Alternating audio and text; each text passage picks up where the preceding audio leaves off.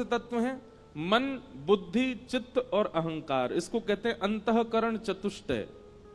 और बाहर के जो हैं वो पंचभूत, दोनों को मिलाएं कितने हुए? 9 तत्व। 10वां तत्व हमारी आत्मा है। ऐसे 24 तत्वों का वर्णन किया गया है भागवत में। 25 तत्वों का। पंचविंशति तत्वज्ञ यत्र तत्राश्रमे वसन जटी मुंडी सिकी वापी मुच्यते नात्र संशय। बहुत गंभीर प्रसंग है, उसमें नहीं जाएंगे ज्यादा। पर मूल 4 तत्व भीतर के, 5 तत्व बाहर के। बहुत ध्यान से सुनो सब लोग, इधर देखो। 5 तत्व बाहर के हैं, पृथ्वी, जल, अग्नि, वायु, आकाश। ये भगवान की प्रमुख 5 पत्नियां हैं। और भीतर के जो 4 तत्व हैं उनमें से एक तत्व स्वयं भगवान है, हमारी आत्मा। तो मन, बुद्धि, चित्त, चित्त को कहते हैं आत्मा। और अहंकार, यहां पर अहंकार का मतलब अभिमान नहीं है, अहंकार का मतलब सेल्फ कॉन्शियसनेस है। अहंकार का मतलब देहाभिमान है। भूख लगने पर भोजन करना, इसको देहाभिमान कहते हैं। प्यास लगने पर पानी पीना, गर्मी लगने पर एसी चलाना, यह भी एक सूक्ष्म अभिमान है देह का। उस अभिमान की बात है। तो मन, बुद्धि, चित्त और अहंकार, उसमें से चित्त भगवान है तो बचे 3। तो भीतर के 3, बाहर के 5, ये 8 भगवान की मुख्य पटरानियां हैं। भगवान ने तत्वों से ब्याह किया, जिन तत्वों को स्वयं भगवान ने ही बनाया है। किसी स्त्री विशेष से ब्याह नहीं हुआ ठाकुर जी का, सबका तत्व है।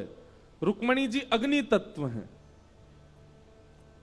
सत्यभामा, जाम्बती आकाश तत्व हैं, सत्यभामा पृथ्वी तत्व है। इसीलिए कथा आती है कि भौमासुर नाम का राक्षस जिसको भगवान ने मारा, वो भूमि का बेटा है, पृथ्वी का बेटा।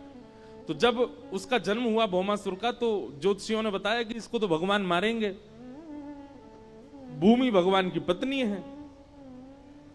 तो भूमि ने भगवान से प्रार्थना की कि आप मेरे पुत्र को कभी मत मारना। भगवान बोले जब तक तुम नहीं कहोगे तब तक नहीं मारेंगे। वही भूमि तत्व भगवान की पत्नी सत्यभामा बनकर के आई। तो जब भगवान भौमासुर से युद्ध करने गए, उसको मारा नहीं, उससे लड़ रहे थे लेकिन मार नहीं रहे थे। तब रथ में बैठी हुई सत्यभामा ने चिल्ला करके कहा, नाथ इसको मारते क्यों नहीं हो? तब भगवान ने उसको मारा। बोले हम आपसे सुनना चाह रहे थे। तो भूमि तत्व कौन है? सत्यभामा। जल तत्व कौन है? यमुना जी, कालिंदी। इस प्रकार अष्ट पत्रानियां भगवान की अष्ट तत्व हैं, जिनको भगवान ने ही बनाया। केवल लीला के लिए भगवान ने उनको स्त्री रूप बना करके ब्याह किया। इस प्रकार भगवान के मुख्य अष्ट ब्याह हुए। इनमें से एक ब्याह भगवान का उज्जैन में हुआ। और उज्जैन में जिनसे ब्याह हुआ उनका नाम था मित्रविंदा। मित्रविंदा के साथ ठाकुर जी का ब्याह हुआ। इस प्रकार अष्ट ब्याह